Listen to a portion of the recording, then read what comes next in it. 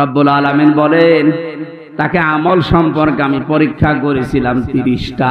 প্রতিটি আমলে হযরত ইব্রাহিম আলাইহিস সালাম তিনি পাস করেছিলেন। জোরে বলেন সুবহানাল্লাহ। হযরত ইব্রাহিম আলাইহিস সালাম যে 30টা পরীক্ষা দিলেন আমলের, এটা সূরা তাওবার ভেতরে পেয়েছি 112 নম্বর আয়াতে 10টা, সূরা মুমিনুনের 1 থেকে 10 নম্বর আয়াত পর্যন্ত 10টা, সূরা আহজাবের 35 নম্বর আয়াতে 10টা। এখন তাফসীর আকারে যদি এক একটা পয়েন্টের উপরে বলতে যাই অন্তত 3 দিন সময় লাগবে। এজন্য সামারাইজ করে বলছি, আমরা যদি হযরত ইব্রাহিম নবীর মতো আমলেও পাস করতে চাই, সূরা তাওবা, সূরা মুমিনুন, সূরা আহজাবের যে আয়াত নাম্বার বললাম, এগুলো অবশ্যই আপনাকে জীবনে মিলিয়ে দেখাতে হবে। আল্লাহ আমাদেরকে প্রতিটা বিষয় আমাদের প্র্যাকটিক্যাল লাইফে মেলানোর তৌফিক দিন, কারণ আমরা যোগ্য বাবার যোগ্য সন্তান হতে চাই। এমন সন্তান আপনি রেখে গেলেন, সন্তানের কারণে আজ হাজারো মানুষ ধিক্কার দিচ্ছে, গালিগালাজ করছে। প্রফেসর ডক্টর মোহাম্মদ ইউনূসকে জিজ্ঞাসা করেছে যে উনি তো চলে গেল পালিয়ে, এখন ওনার বাবারে যে মানুষ ভেঙে ফেলছে, কি করেন, কি বলেন আপনি? উনি জবাব দিয়েছে, ওনার মেয়ের জিজ্ঞাসা করেন কি কাজ করেছে তার মেয়ে, যে সে যেতে দেরি, তার বাবা আর দাঁড়িয়ে থাকতে পারে নাই। আমি কি করে বলবো যে করেছে এগুলো? তার মেয়েকে জিজ্ঞাসা করেন, জবাব পাবেন। মেয়েরে পাবেন কোথায়? সে নাকি এখন ওখান থেকে মাঝে মাঝে ভিডিও বার্তায় কথা বলছে, কিছু কিছু জালেম তার সাথে কথা বলে, আর এখান থেকে সাহস দিচ্ছে, আপা ভয় পাবেন না, ঘাবড়াবেন না, আপনি ঘাবড়িয়ে গেলে আমরা নরম হয়ে যাই। ওরেও ধরেছি, ওই সন্তানটাকেও ধরেছি। এখন আপনার ভয় পাওয়া না, নরম হওয়া না, আপনি নরম তুলি হয়ে যাবেন।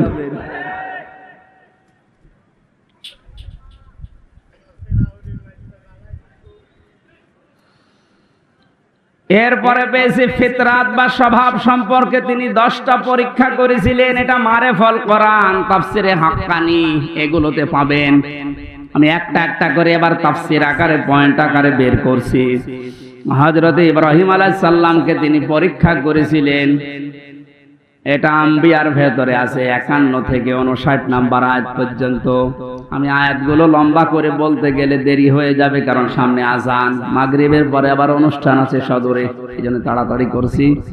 মোবাইলে তুলে নিতে পারেন, রেকর্ড হচ্ছে, কালকে এগুলো মিলাবেন। আমি 1 ঘন্টায় আর কি বলবো, যার তথ্য দিচ্ছে এগুলো মিলিয়ে যদি জীবন চালাতে পারেন, আপনি যোগ্য বাবার যোগ্য সন্তান হিসাবে মাথা উঁচু করে দাঁড়াতে পারবেন। জীবন চলে যাক, আপনি মারা যান, আর যাই হোক না কেন, জীবনে যেন কোনোদিন শিরিক করবেন না। মা বোনদের ভেতরে এটা অনেক বেশি। আল্লাহ যেটা পারে ওইটা অন্য কেউ পারে, এই কথা বিশ্বাস করার নাম হচ্ছে শিরিক। এক কথায় উত্তর দিয়ে দিলাম, আল্লাহ যেটা পারে ওইটা অন্য কেউ পারে, এই কথা বিশ্বাস করার নাম কি? আপনারা আমল, নামাজ, রোজা একটু কম হোক, আল্লাহ মাফ করবে, কিন্তু শিরিক করলে কোনো মাফ নেই। কথা বুঝতেছেন? আপনারা 5 ওয়াক্তের জায়গায় 15 ওয়াক্ত নামাজ পড়া লাগবে না, সারা দিন আপনারা সারা রাত রোজা রেখে কাটানো লাগবে না, এরকম না। আপনি আমল একটু কম হোক, কিন্তু শিরিক যেন না হয়। এই জন্য উনি ঘোষণাই দিয়েছিলেন, ওমা আনা মিনাল মুশরিকিন, আমি মুশরিক না, আর যাই হোক আমি কি না। আর এমন একটা জায়গায় আমরা পৌঁছিয়ে যাচ্ছিলাম যে আমরা বলতে বাধ্য হচ্ছিলাম যে আমি দাদা। কথা বলেন না কেন? কি একটা মারাত্মক অপরাধ থেকে আল্লাহ আমাদেরকে বাঁচিয়ে দিয়েছেন। কিয়ামতের ময়দানে সবচাইতে বড় কঠোর আযাব দেবেন আল্লাহ মুশরিকদেরকে। আকাদিমনা ইলা মা আমিলু মিন আমালিন ফাজআলনাহু হাবাআম মানসুরা। সূরা ফুরকানের ভেতরে আছে, আল্লাহ বলেন কিয়ামতে যখন আমলনামা সামনে আসবে, যদি শিরিক কিছু পাই, ওটা ধুলি কণার মতো ওর মুখের উপরে নিক্ষেপ করে বলবো তোর কোনো বিচার নেই। জোরে বলেন নাউজুবিল্লাহ। সাতক্ষীরাবাসী আমি জানি, এই সমস্ত জেলাতে ইসলামী আন্দোলন একামতে দ্বীনের সৈনিকরা, মা বোনেরা বেশি। আপনাদের আর যাই হোক শিরিক করবেন না। আপনাদের যতটুকু আছে আল্লাহ জান্নাত দেবে আমি আশা করি, কিন্তু শিরিক থাকলে সমস্যা। কিয়ামতে আল্লাহ একটা প্রাচীর বানিয়ে রাখবেন আরাফ, ওখানে কিছু মানুষকে নারী পুরুষ দাঁড়িয়ে থাকবে, এই জান্নাতেও যাবে না জাহান্নামেও যাবে না। সাহাবী প্রশ্ন করলেন, হে নবী ওরা জান্নাতে যাবে না কেন? বিশ্ব নবী বলেন, সাহাবীরা এই মানুষগুলো দুনিয়াতে মা বাবার সাথে খারাপ আচরণ করেছিল, এই কারণে আল্লাহ তাদেরকে জান্নাত দিচ্ছে না। যারা এখানে আছেন হাতে পায়ে ধরে বলছে আমল কম হোক, আখলিস দীনাকা ইয়াকফিকাল আমালুল কলিল, তোর ঈমানটা খাঁটি করবে, নির্ভেজাল করবে, শিরিক মুক্ত করবি, আমল কম হলো আল্লাহ তোরে জান্নাতে দিয়ে দেবে। মা বাবার সাথে আজ আমরা অনেকেই খারাপ আচরণ করতে বাধ্য হচ্ছে। এর পেছনে যারা কল কাঠি নাড়ায় তারা অধিকাংশ পরিবারে খোঁজ খবর নিয়ে দেখলে দেখা যায় তার স্ত্রী দায়ী। এ কথা বলেন না। একটা মা হওয়ার জন্য যে কষ্টটা সহ্য করেছে আপনার আমার আর মা, এই পৃথিবীতে আমার মুখটা দেখার জন্য বিজ্ঞান এখন প্রমাণ করছে 57 ইউনিট কষ্ট সহ্য করা লাগে একটা সন্তানকে দুনিয়ায় আনতে মায়ের। অথচ পুরুষ মানুষ যত শক্তিশালী হোক, ও যদি মোহাম্মদ আলী হয়, তারপরেও এই মানুষটা সর্বোচ্চ কষ্ট সহ্য করতে পারে 45 ইউনিট। এর উপরে কষ্ট সহ্য দিলে ও মারা যাবে। একটা মা দুনিয়ায় আমার মুখ দেখতে গিয়ে 57 ইউনিট কষ্ট সহ্য করে তারপরে আমি দুনিয়ায় এসেছি। এই জন্য আল্লাহ আরাফ নামক প্রাচীর দিয়েছে, এদেরকে জান্নাতে দিচ্ছে না। এই প্রথম কারণ। যারা বিভিন্ন জায়গায় বসে কথা শুনছেন, আপনাদেরকে আমি জান্নাতে নিতে চাই, জান্নাতি নিতে চাই, এজন্য বলছি দুনিয়া কি হবে কয়দিন যাবে না। আর মা বাবার সাথে খারাপ আচরণ যেন আপনার স্বামী না করে, বারবার তাকে পথে রাখেন, বোঝান। এমনকি তার নিকট আত্মীয় স্বজন যারা আছে, তার বোন আছে, তার ভাই আছে, তার চাচা আছে, ফুফু আছে, এগুলোর সাথে যেন সুন্দর আচরণ করে, তাদের হক আদায় করে, সমর্থ অনুযায়ী তাদের দেখাশোনা করে, টাকা পয়সা তাদের উপরে খরচ করে, এটা আপনি উদ্বুদ্ধ করেন। তিরমিজি শরীফের হাদিস, আল্লাহর নবী বলেন, কোন স্বামী তার স্ত্রী যদি চায় যে আমার স্বামী আরো বেশি দিন বেঁচে থাক, আমার স্বামীর আরো মান মর্যাদা বাড়ুক, তার দুনিয়ায় সম্মান বেড়ে যাক, টাকা পয়সা অর্থ সম্পদের মালিক হোক আরো বেশি বেশি, তাহলে স্ত্রীর উচিত সে যেন নিজের স্বামীকে বারবার উদ্বুদ্ধ করে, স্বামী আর যাই করো রক্তের সম্পর্কগুলো ঠিক রাখো। একটা সন্তানের সাথে সবচাইতে রক্তের সম্পর্ক বেশি তার মা আর বাবার, এ কথা বলেন এখানে। এরপরে তার ভাই আর বোনের, এরপরে চাচা ফুফু। তাহলে আপনি স্ত্রী হিসাবে এটা কিন্তু একটা ইবাদত, এটা দুনিয়ার কাজ না। মনে করছেন এ দুনিয়ার কাজ আর কি হবে? আপনি নামাজ পড়া যেমন ফরজ মনে করেন, রোজা রাখা ফরজ মনে করেন, নিকট আত্মীয় যারা তাদের সাথে আপনার স্বামীকে দিয়ে ভালো ব্যবহার করানো, খোঁজ খবর রাখা নামাজের মতো ফরজ। অথচ এইটা অধিকাংশ পরিবারে না থাকার কারণে ছোটখাটো বিষয় নিয়ে মনোমালিন্য। অনেক সন্তান আছে মা বাবার পরিচয় দিতে চায় না, কথা বলে না, চাচার সাথে কথা বলে না, ফুফুর সাথে খোঁজ খবর নেয় না, অথচ ধর্ম আত্মীয় পাতিয়েছে সেখানে মাসে 2 বার যায়, আর নিজের আপন ফুফু গরিব দেখাও করে না, খোঁজও নেয় না। না, আপনার নামাজ কবুল হবে না, আপনার এই বোরকা পরা পর্দা করা বেকার হবে। আপনি মনে করছেন এটা দুনিয়ার কাজ। নামাজ পড়েন 6 ওয়াক্ত তাহাজ্জুদ মিলে, বোরকা পরেছেন একেবারে 14 হাত, অথচ আপনার মিল নেই ফুফু শাশুড়ির সাথে, আপনার চাচা শ্বশুরের সাথে। আমি কি আর কি মারছি বলেন? হাজারো পরিবারে এরকম নেই। আমার বিশ্ববিদ্যালয়ে এক স্যার ছিল হাদিস বিভাগে, ডাক্তার আব্দুল্লাহ জাহাঙ্গীর। উনি বলছিলেন এক চেয়ারম্যান গেছে খুলনায়, সারাদিন কাজকর্ম করার পরে খুলনাতে ছেলের বাড়ি, ওখানে উঠেছে। রাত একটু বেশি হওয়ার কারণে বাবা বলছে, সন্তান আমি চলে এসেছি, একটু রাত বেশি হয়েছে, কিছু মনে করো না। বলছে আসেন বাবা। ভেতরে নিয়ে স্ত্রীকে বলছে আমার বাবা এসেছে, রান্না করো। স্ত্রী বলছে না, আমি পারবো না, আমি সেই সন্ধ্যা থেকে রাত 11টা পর্যন্ত সিরিয়াল দেখতে দেখতে ক্লান্ত, পারবো না। অন্তর্বর্তীকালীন সরকার আসার পরে এই জিনিসটা অন্তত মাফ হয়েছে, ভারতের সিরিয়াল গুলো বন্ধ করে দিয়েছে। এখন আছে আর আমার মনে হয় অনেক মহিলা বরদোয়া দিয়েছে দিক, যেই বলেছে পারবো না ওগুলো আপনাকে খাওয়ান। চিন্তা করছে এখন যদি মারধর করে, যদি উচ্চবাচ্য করে আমার বাবা আবার জেনে ফেলবে। ঠিক আছে, কিছু না বলে বাবাকে বলছে আব্বা তুমি কি খেয়ে এসেছো? ছেলের বাড়ি কেউ খেয়ে যায়? ও তো সব কথা শুনে ফেলেছে, লজ্জার খাতিরে বলছে ঠিক আছে খাওয়া লাগবে না, আমি খেয়ে এসেছি। রাত 12:30টায়, মাত্র 1.5 ঘন্টা পরে এসেছে। আর একটা ছেলে এসে কলিং বেল চাপ দিয়েছে। বাইরে যেয়ে দেখে ওর ছোট শালা। বলছে দোলা ভাই চলে আসলাম, আসো তোমার দিয়ে খেলা শুরু হবে। স্ত্রীকে বলছে ওঠো, না তোমার ভাই এসেছে, এবার উঠিস। আমি একটু বাড়িয়ে বলছি না, ভাই এসেছে এবার উঠে রান্না বান্না করলেন। আগের যেটা ছিল ওইটাও যদি এই আচরণ করতেন, আমার মনে হয় কোন সংসারে বাংলাদেশে আলাদা হইতো না। আপনার মনটা এত ছোট কেন? একটু বড় করতে পারেন না? আর শুধু এই ক্ষেত্রে স্ত্রীরই দোষ না, অনেক মা বাবা আছে নিজের মেয়ের ভুল হলে মাফ করে দেয়। আর পুত্রবধূ একটা লোকের মেয়ে, ওর পান থেকে চুন খসলে আগে ছেলের কানে কানে তুলে দেয়।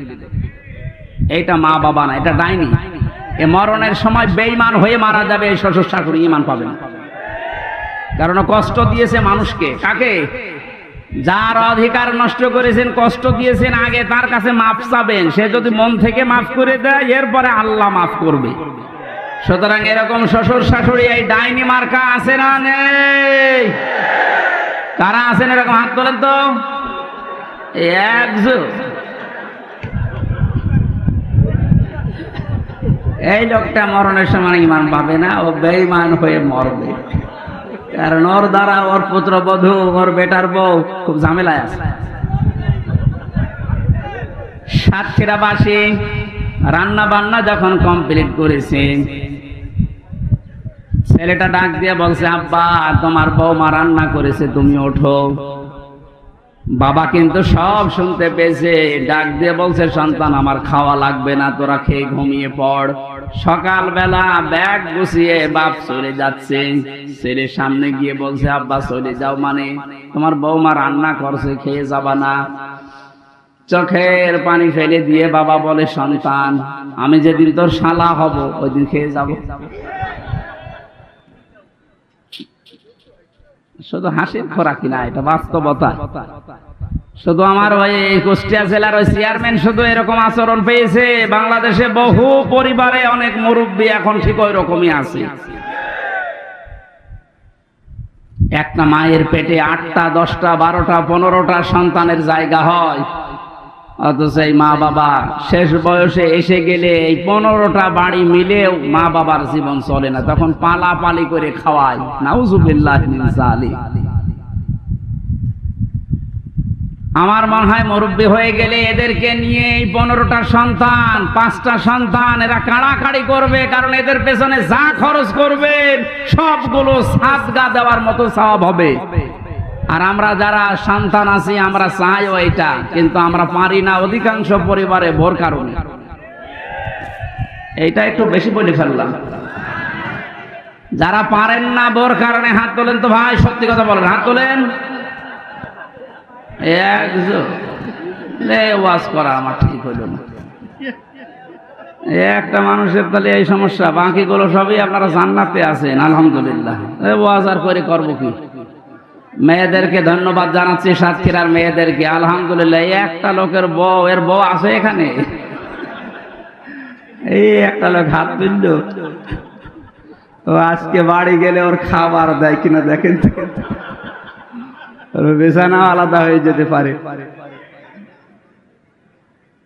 4 নাম্বার পরীক্ষায় হযরত ইব্রাহিম আলাইহিস সালাম পড়েছিলেন, বাবার বাধা পেয়েছিলেন ঘর থেকে।